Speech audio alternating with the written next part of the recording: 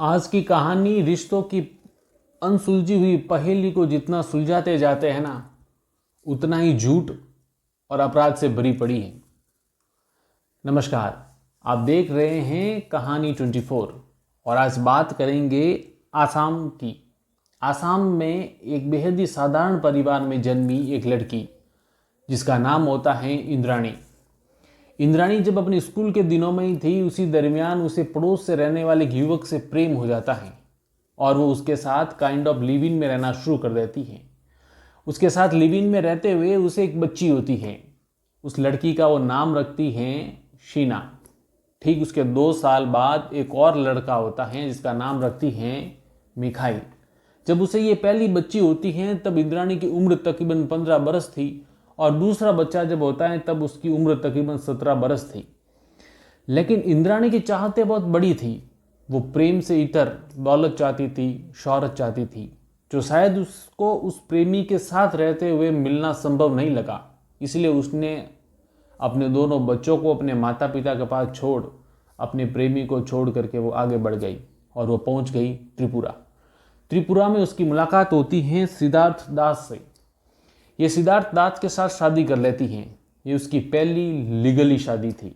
सिद्धार्थ दास से उसे हालांकि कोई बच्चा तो पैदा नहीं होता है, लेकिन उसका विवाह भी ज़्यादा लंबे समय तक टिकता नहीं है और इंद्राणी सिद्धार्थ दास को छोड़ करके अपने सपनों का पीछा करते हुए पहुंच जाती हैं कोलकाता। कोलकाता में उससे उसकी मुलाकात होती है एक बिजनेसमैन जिसका नाम होता है संजीव खन्ना। अब संजीव खन्ना चूंकि बिजनेसमैन था, बड़े लोगों के साथ उठना बैठना था, उसके पास दौलत भी थी, तो इंद्राणी को लमसम जो चाहती थी वो मिल गया था। लेकिन शायद इंद्राणी की चाहत कुछ और थी, वो इसे संतुष्ट नहीं थी। संजीव खन्ना से इंद्राणी को शादी करके एक बेनिफिट ये हो गया था कि संजीव खन्ना का उठना बैठना बड़े बड़े लोगों के साथ था और इसी की वजह से इंद्राणी ने भी अपने लिंक बड़े लोगों तक बढ़ा लिए थे। इसी लिंक का फायदा उठाते हुए इंद्राणी पहुंच गई थी मुंबई। स्टार टीवी में बतौर एचआर मैनेजर उसने नौकरी शुरू कर दी थी। स्टार टीवी में नौकरी करते हुए उसकी मुलाकात होती है पीटर मुखर्जी से, जो कि देश के उस समय बहुत बड़े मीडिया टाइकून थे और स्टार ग्रुप के सीईओ थे। ये पीटर मुखर्जी जो होते हैं पहले से शादीशुदा होते हैं। उनकी एक पत्नी होती है जिसका नाम होता है शबनम। शबनम से उनको 2 बच्चे होते हैं। एक का नाम होता है राहुल और दूसरे का नाम होता है रॉबिन।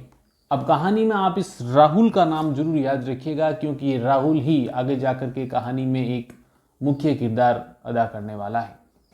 साल 2002 में ये दोनों अपने अपने जीवन साथी को तलाक दे देते हैं। पीटर मुखर्जी अपनी पत्नी को और इंद्राणी मुखर्जी अपने पति को तलाक दे देते हैं और साल 2002 में ये दोनों शादी कर लेते हैं। पीटर मुखर्जी इंद्राणी मुखर्जी और उसके पहले वाले पति संजीव खन्ना से एक बेटी विधि होती है, उसको भी अपना लेते हैं, उसे अपना नाम दे देते हैं। अब ये दोनों साथ साथ आराम से रह रहे होते हैं। जब इनकी शादी होती है तो पीटर मुखर्जी की उम्र होती है तकरीबन 46 साल की और इंद्राणी मुखर्जी की उम्र होती है 30 साल की। शादी के बाद इंद्राणी मुखर्जी का जीवन काफ़ी अच्छा गुजरता है। अब चूंकि पीटर मुखर्जी देश के बहुत बड़े मीडिया टाइकून थे, इसकी वजह से इंद्राणी मुखर्जी का भी उठना बैठना बड़े बड़े लोगों के साथ, बड़े सेलिब्रिटीज़ के साथ उठना बैठना शुरू हो चुका था। इनका जीवन अच्छा चल रहा था। साल 2007 में पीटर मुखर्जी और Indrani Mukherjee INX media group की नींव रखते हैं। उसके तहत 9XM और 9X ये चैनल लॉन्च करते हैं। पीटर मुखर्जी बतौर फाउंडर होते हैं और इंद्राणी मुखर्जी CEO होती हैं। साल 2008 में वॉल स्ट्रीट जर्नल दुनिया की 50 पावरफुल बिजनेस वुमन में इंद्राणी मुखर्जी का नाम डालती है। इनका स्थान 41वां होता है। इंद्राणी मुखर्जी मानो जीवन में जो चाह रही थी उन्हें सब कुछ मिल चुका था, लेकिन कहते हैं ना, इंसान का अतीत उसका पीछा कभी नहीं छोड़ता। हुआ भी ऐसा ही। इंद्राणी मुखर्जी ज्यों मीडिया में छाने लगी, ठीक वैसे ही एक दिन गांव में बैठे हुए आसाम में उनके माता पिता को इंद्राणी मुखर्जी का अखबार में फ़ोटो दिख जाता है और उन्हें याद आता है कि इंद्राणी के 2 बच्चे हैं हमारे पास। वो इंद्राणी को पत्र लिखते हैं। पत्र में बताते हैं कि हम वृद्ध हो चले हैं, तुम्हारे बच्चे भी बड़े हो चुके हैं, पढ़ाई का खर्चा दिन प्रतिदिन बढ़ता जा रहा है, अब हम ये खर्चा नहीं उठा पाएंगे, इसीलिए अपने बच्चों को अपने साथ लेकर के जाओ और उसका खर्चा उठाओ। अब ये पत्र जो इंद्राणी को मिलता है, इंद्राणी के लिए समस्या खड़ी हो जाती है, क्योंकि इंद्राणी मुखर्जी ने पीटर मुखर्जी को अपना जो पिछला अतीत है वो ज़्यादा बताया नहीं था। इसीलिए वो अपने आसाम वाले बच्चों से पीटर मुखर्जी से ये कह के मिलवाती हैं कि ये मेरे बहन और भाई हैं। यानी जब शीना बोहरा पीटर मुखर्जी से मिलती हैं तब इंद्राणी बताती है कि ये मेरी बहन है जो आसाम में रहती हैं और मुझसे मिलने आई है। पीटर मुखर्जी उनसे मिलते भी हैं। समय बीतता जाता है। धीरे धीरे जो शीना बोहरा होती हैं उसको मुंबई की एक फर्म में, एक सीए फर्म में नौकरी मिल जाती है और वो मुंबई में अपना खुद का एक फ्लैट अलग से ले लेती हैं और ये मुंबई में रहती हैं। शीना बोहरा और उसकी माँ इंद्राणी मुखर्जी के बीच में कोई ज़्यादा प्रेम नहीं होता है। इन दोनों में अक्सर लड़ाइयाँ होती रहती हैं, लेकिन बावजूद उसके शीना बोहरा कभी कभी अपनी माँ से मिलने के लिए उसके घर यानी पीटर मुखर्जी के घर चली जाया करती थी। इधर पीटर मुखर्जी के जो पहले वाली पत्नी से एक बच्चा था जिसका नाम था राहुल, जिसके बारे में मैंने आपको अभी बताया था। ये राहुल जब अपने पिता के वहाँ कभी कभी जाता था, इधर शीना बोहरा भी कभी कभी इंद्राणी के घर आती थी। इन दोनों की मुलाकात वहीं पर हो जाती है। अब चूंकि राहुल और इंद्राणी दोनों हम उम्र थे, इसलिए इन दोनों में दोस्ती हो जाती है और ये दोस्ती धीरे धीरे प्रेम में तब्दील हो जाती है।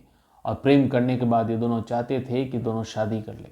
हालांकि पीटर मुखर्जी को इस बात से कोई एतराज़ नहीं था, लेकिन इंद्राणी नहीं चाहती थी कि इन दोनों की शादी हो, क्योंकि इंद्राणी को रिश्ते की हकीकत पता थी। इंद्राणी को पता था कि शीना बोहरा मेरी बहन नहीं, मेरी बेटी है। इस लिहाज से देखा जाए तो ये राहुल की सौतेली बहन थी, लेकिन राहुल को पता नहीं था। राहुल को तो लगता था कि मेरी सौतेली माँ इंद्राणी मुखर्जी की बहन है, ये दोनों आपस में शादी करना चाहते थे। लेकिन इंद्राणी मुखर्जी इस शादी के सख्त खिलाफ थी। दूसरा कारण एक ये भी था कि यदि शीना बोहरा राहुल से शादी कर लेती तो जो सारी दौलत है उसके पिता की वो शीना बोहरा को मिल जाती, और शायद इंद्राणी को ये मंजूर नहीं था। इसीलिए इंद्राणी ने किसी बहाने से शीना बोहरा को अपने पास बुला दिया। वो एक दिन शीना बोहरा को फ़ोन कॉल करके बताती हैं कि मैं तुम्हारी राहुल के साथ शादी करवा दूंगी, तुम मुझसे मिलने के लिए आओ। शीना बोहरा नेशनल कॉलेज के सामने इंद्राणी मुखर्जी से मिलने के लिए चली जाती हैं और वो तारीख होती है 24 अप्रैल 2012। जब वो वहाँ जाती हैं तो पहले से मौजूद उनका ड्राइवर, इंद्राणी मुखर्जी का ड्राइवर जिसका नाम श्यामवर राय होता है, और उनका पूर्व पति जो कि कोलकाता वाला होता है जिसका नाम होता है संजीव खन्ना, इन दोनों को देखती हैं, लेकिन ज़्यादा अचरज या चौंकती नहीं है क्योंकि ये इनको पहले से जानती थी। इंद्राणी मुखर्जी ने साजिश के तहत अपने ड्राइवर को भी पहले शामिल कर लिया था और उसके पहले वाले पति को भी उसने फ़ोन करके मना लिया था कि वो मुंबई आ जाए, और वो मुंबई आए। शीना बोहरा को पता नहीं था उसके साथ क्या होने वाला है। शीना बोहरा जो ही इंद्राणी मुखर्जी से मिलती हैं, ये तीनों कार में बैठते हैं। कार मुंबई की सड़कों पर धीरे धीरे आगे चलती रहती हैं और बातों ही बातों में इंद्राणी मुखर्जी शीना बोहरा को पीने के लिए पानी देती हैं। वो पानी पीती हैं। पानी पीने के बाद शीना बोहरा बेहोश हो जाती हैं। आगे वाली सीट पर बैठा हुआ संजीव खन्ना पीछे आ जाता है। अब एक तरफ इंद्राणी मुखर्जी, बीच में शीना बोहरा और दूसरी तरफ संजीव खन्ना होते हैं। बेहोश शीना बोहरा को इंद्राणी मुखर्जी इस तरीके से कंधा देकर बिठाती हैं कि लगता है मानो ये जिंदा हो और सो गई हो। कार सुनसान सड़क पर चली जाती है। वहाँ जाने के बाद ड्राइवर श्यामवर राय शीना बोहरा के पाँव पकड़ता है और संजीव खन्ना उसके हाथ पकड़ता है और इंद्राणी उसका गला दबा देती है। तब तक गला दबाए हुए रखती हैं जब तक शीना बोहरा मर नहीं जाती। मरने के बाद ये मुंबई से तकरीबन 100 किलोमीटर दूर रायगढ़ के जंगलों में इंद्राणी को लेके चले जाते हैं। जाने से पूर्व रास्ते में पेट्रोल भी खरीद लेते हैं और रायगढ़ के जंगलों में ये शीना बोहरा को जला देते हैं। जो शरीर जल जाता है वो ठीक है, और जो नहीं जला उस अध जले शरीर को ये पास ही में खड्डा खोद करके दफन कर देते हैं। उसके बाद ये वापस मुंबई लौट आते हैं। संजीव खन्ना अपने घर कोलकाता पहुंच जाता है, ड्राइवर श्यामवर राय अपने घर पहुंच जाता है और इंद्राणी मुखर्जी ये भी अपने घर पहुंच जाती है। ये सब अपनी अपनी ज़िंदगी में सेटल हो जाते हैं। इंद्राणी मुखर्जी इस दौरान लंदन सेटल हो जाती हैं। ये अपने पति के साथ विदेश में रह रही होती हैं और जीवन सब कुछ अच्छा चल रहा होता है। फिर ठीक 3 साल बाद ऐसा क्या हो जाता है कि केस सुर्खियों में आ जाता है और इस सबके सामने आ जाता है। केस को जानने के लिए हम लोग फ्लैशबैक में जाते हैं। ठीक 3 साल बाद जून 2015 में मुंबई के पुलिस कमिश्नर होते हैं जिनका नाम होता है राकेश मारिया। राकेश मारिया जब अपने ऑफिस में बैठे होते हैं तब एक गुमनाम फ़ोन कॉल आता है। सामने से एक लड़की की आवाज़ होती है। वो लड़की कहती है कि आज से 3 साल पूर्व एक लड़की गुम हो गई जिसका नाम था शीना बोहरा, और उसका मर्डर किसी और ने नहीं, उसी की सगी बहन इंद्राणी मुखर्जी ने किया है। अब राकेश मारिया काफ़ी चौकन्ने हो जाते हैं क्योंकि उन्हें पता था इंद्राणी मुखर्जी कौन है, मीडिया टाइकून पीटर मुखर्जी की पत्नी। इंद्राणी मुखर्जी पर हाथ डालना मतलब पीटर मुखर्जी पर हाथ डालना। उन्हें यह भी मालूम था कि एक मुकदमा, ये केस काफ़ी हाई प्रोफाइल होने वाला है। इसीलिए राकेश मारिया ने इस केस में तह तक जाने का सोचा। इसलिए उन्होंने अपने विश्वस्त पुलिस अधिकारियों को इस केस को टटोलने का ऑर्डर कर दिया। मैं आपको बताता चलूं, राकेश मारिया 1993 के मुंबई के जो बॉम्ब ब्लास्ट हुए थे उनके अंदर जांच करने वाले मुख्य अधिकारी थे। 9/11 जो मुंबई पर अटैक हुआ था, ये केस भी इन्हीं के पास था। इन्होंने अपने विश्वस्त पुलिस अधिकारी दिनेश कदम को इसकी जांच का जिम्मा सौंपा अनऑफिशियली। दिनेश कदम इस केस में जांच कर रहे थे। इंद्राणी मुखर्जी जहाँ इनका घर था उनसे संबंधित थाना था मुंबई का खार पुलिस स्टेशन। जब वहाँ पर पता लगवाया कि आज से 3 साल पूर्व किसी शीना बोहरा नाम की लड़की का कोई गुमशुदगी का कोई FIR दर्ज है या कोई मर्डर का केस है, तो उन्हें पता चला कि इस नाम का कोई केस 3 साल पूर्व यहाँ दर्ज हुआ ही नहीं। लेकिन राकेश मारिया को तो जांच करवानी थी, इसलिए वो जांच कर रहे थे। इनके जो विश्वस्त अधिकारी थे दिनेश कदम, वो ये जांच कर रहे थे, तो उन्हें जांच करते हुए उन्हें क्लू मिला, और वो क्लू ये था कि एक ड्राइवर है जिसका नाम है श्यामवर राय। यह आज से ठीक 3 साल पूर्व इंद्राणी मुखर्जी का विश्वस्त ड्राइवर हुआ करता था। उसने 3 साल पूर्व ये नौकरी छोड़ दी है। लेकिन अब पुलिस के सामने एक दिक्कत थी कि बिना सबूत के उनके इस ड्राइवर को गिरफ्तार कैसे किया जाए। एक दूसरी दिक्कत ये भी थी कि उस वक्त इंद्राणी मुखर्जी देश के बाहर थी। पुलिस को ऐसा लग रहा था कि यदि उनके ड्राइवर को पूछताछ के बहाने भी थाने बुला लिया जाए और इंद्राणी मुखर्जी को पता चल जाए कि किसी प्रकार की पीछे से जांच चल रही है, तो शायद वो हिंदुस्तान आए ही नहीं। इसलिए पुलिस इंतज़ार करती रही कि इंद्राणी मुखर्जी कब इंडिया आए। इधर इंद्राणी मुखर्जी यूं तो लंदन में रह रही थी, लेकिन काम के सिलसिले में हिंदुस्तान उसका आना जाना रहता था। अगस्त 2015 को इंद्राणी मुखर्जी भारत लौटती है। जो ही वो भारत लौटती हैं, पुलिस उनके ड्राइवर श्यामवर राय को गिरफ्तार कर लेती है। पुलिस बताती है कि श्यामवर राय के पास एक देसी कट्टा और 3 जिंदा कारतूस मिले थे, इसीलिए वो उनको गिरफ्तार कर लेती हैं। अब गिरफ्तारी के बाद पुलिस ड्राइवर श्यामवर राय से सख्ताई से पूछताछ करती है। प्रारंभ में तो ड्राइवर श्यामवर राय इस किसी भी प्रकार के मुकदमे से अपने आप को अनभिज्ञ बताता है। वो बताता है मुझे कोई जानकारी नहीं है। लेकिन पुलिस जब सख्ताई से पूछताछ करती है तो ड्राइवर टूट जाता है। एक के बाद एक सारा किस्सा बता देता है। वो बताता है कि नेशनल कॉलेज के सामने शीना बोहरा आई थी, उसका पूर्व पति संजीव खन्ना भी हमारे साथ था, इंद्राणी मुखर्जी स्वयं हमारे साथ थी और हम ही ने उसका मर्डर किया है। लेकिन ये सबूत काफ़ी नहीं थे। इसीलिए पुलिस ने जो घटना 24 अप्रैल 2012 को घटित हुई थी, उस दिन इन सब का मोबाइल लोकेशन ढूंढना शुरू किया। पुलिस को सबूत मिल चुका था और वो अहम सबूत ये था कि उस दिन शीना बोहरा के मर्डर होने से लेकर के रायगढ़ के जंगलों के जाकर के वापस मुंबई आने तक की इनकी लोकेशन एक साथ ही बता रही थी। बस पुलिस को ये सबूत काफ़ी लगा। पुलिस पहुंच गई पीटर मुखर्जी के घर। इंद्राणी मुखर्जी को गिरफ्तार कर लिया गया, और इंद्राणी मुखर्जी को गिरफ्तार किया गया तो बाकायदा पुलिस के FIR में लिखा गया कि इंद्राणी मुखर्जी, जिसकी बहन शीना बोहरा की हत्या के जुर्म में इनको इनके ड्राइवर श्यामवर राय और इनके पूर्व पति संजीव खन्ना को हत्या के आरोप में गिरफ्तार किया जाता है। जब इंद्राणी मुखर्जी गिरफ्तार हुई तो अगले दिन मीडिया की सबसे बड़ी हेडलाइंस बन गई थी, क्योंकि Indrani Mukherjee media tycoon Peter Mukherjee की पत्नी थी। पुलिस की जांच हुई तो एक चौंकाने वाली बात सारी दुनिया के सामने आई, और ये थी कि शीना बोहरा उनकी बहन नहीं, बेटी है। सब लोग चौंक गए थे। पीटर मुखर्जी को जांच के लिए जब पुलिस थाने बुलाया गया तो पीटर मुखर्जी ने स्वयं ने ये बात बताई थी कि मेरी शादी को तकरीबन 10 से 12 साल हो गए हैं और मैं ये बात नहीं जानता कि शीना बोहरा इंद्राणी की बेटी हैं। इसने तो मुझे ये कह करके मिलवाया था कि ये मेरी बहन है। मैं केवल इतना ही जानता हूँ कि शीना बोहरा इंद्राणी की बहन है और ये आसाम की रहने वाली है। अभी इनकी बेटी कैसे हैं ये मुझे नहीं पता।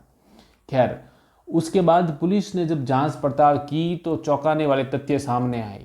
सामने ये आया कि शीना बोहरा इंद्राणी मुखर्जी की ही बेटी थी। जांच में यह भी सामने आया कि इंद्राणी मुखर्जी नहीं चाहती थी कि शीना बोहरा और राहुल आपस में शादी करें, इसलिए उसका मर्डर हो गया। हालांकि ऐसा नहीं है कि जब मर्डर हुआ उसके बाद किसी को पता नहीं चला। राहुल और शीना का आपस में कांटेक्ट में थे। हालांकि उस समय राहुल देहरादून में रहता था, लेकिन जब भी मुंबई आता था वो शीना के साथ उसके फ्लैट में साथ रहा करता था। अक्सर फ़ोन पे बातें हुआ करती थी। मर्डर होने के बाद राहुल ने शीना को खूब ढूंढने की तलाश भी की थी। राहुल ने शीना को फ़ोन किया तो उसका फ़ोन स्विच ऑफ आ रहा था। उसने इंद्राणी मुखर्जी को भी फ़ोन करके पूछा था कि आपकी बहन शीना कहाँ है। तब इंद्राणी ने राहुल को बता दिया था कि उसकी बहन तो यूएस चली गई। हालांकि राहुल को उस समय शक हुआ था कि ये कैसे संभव है, क्योंकि उसका पासपोर्ट तो मेरे पास है। तो इंद्राणी ने कहा था कि हो सकता है उसके पास 2 पासपोर्ट हो और वो अपने दूसरे वाले पासपोर्ट से विदेश चली गई हो। हालांकि राहुल उस समय पुलिस थाने में भी गया था और जाकर के रिपोर्ट देने की कोशिश भी की थी कि उसके मित्र शीना बोहरा गायब है। पुलिस ने पूछताछ भी की थी। तब इंद्राणी ने पुलिस को यही बताया था कि उसकी बहन यूएस में है। उसके बाद राहुल भी शांत हो जाता है और केस पूरे सन्नाटे में चला जाता है, क्योंकि इंद्राणी ने तय प्लानिंग के मुताबिक ही बाद में जो स्विच ऑफ फ़ोन उसके पास था शीना बोहरा का, उसी फ़ोन को एक दिन स्विच ऑन करके वो राहुल को मैसेज लिख के भेज देती हैं शीना बोहरा बनकर।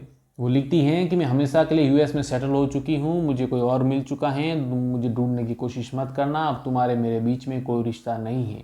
इतना ही नहीं, इंद्राणी शीना बोहरा के ईमेल से एक फेक त्याग पत्र उस फर्म में भी लिख करके भेज देती हैं जिस फर्म में शीना बोहरा नौकरी कर रही होती हैं। वहाँ पे भी उसका रेजिग्नेशन लेटर पहुँच जाता है, इसलिए वो संबंधित फर्म भी उसके बारे में ज़्यादा पूछताछ नहीं करती।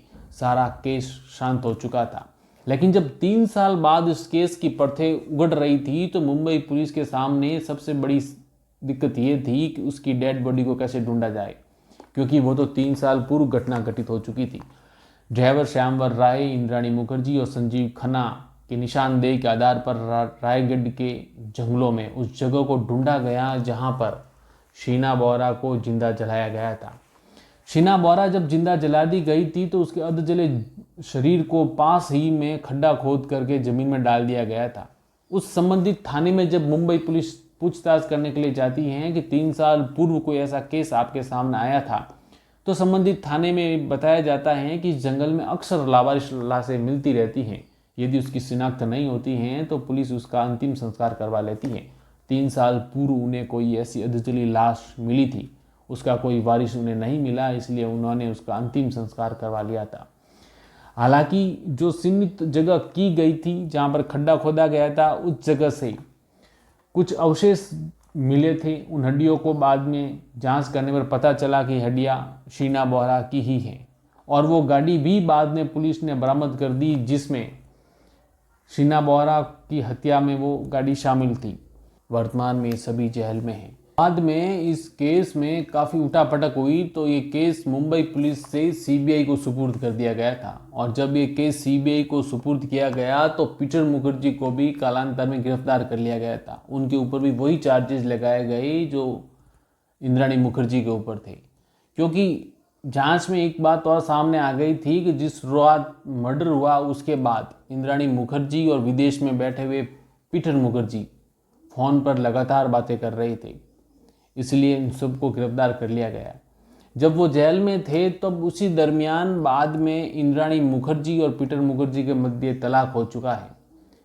पीटर मुखर्जी को संदेह के आधार पर वर्तमान में जमानत दे दी गई है। इंद्राणी मुखर्जी ने एक बार इस जांच को गुमराह करने के लिए दावा भी किया था कि शीना बोहरा जिंदा हैं और वो कश्मीर में हैं, लेकिन वो केवल गुमराह करने वाली ही बातें थी। वर्तमान में सभी के ऊपर केस चल रहा है। इस कहानी का एक राज ये भी है कि वो कौन सा शख्स था जिसने सबसे पहले एक गुमनाम फ़ोन किया था राकेश मारिया को। इस जांच में आज दिन तक ये बात सामने नहीं आई है। इस कहानी के बारे में आपकी क्या ख्याल है, कमेंट सेक्शन खुला है, जरूर लिखिएगा। कहानी आपको कैसी लगी ये भी लिख लीजिएगा, और अगली कहानी आप कौन सी सुनना चाहते हैं वो भी जरूर लिखिएगा। जाने से पूर्व आपसे दरख्वास्त है, चैनल को लाइक करें, शेयर करें, सब्सक्राइब करें। मिलते हैं इसी तरह की नई कहानी में, तब तक अपना ख्याल रखिएगा। शुक्रिया।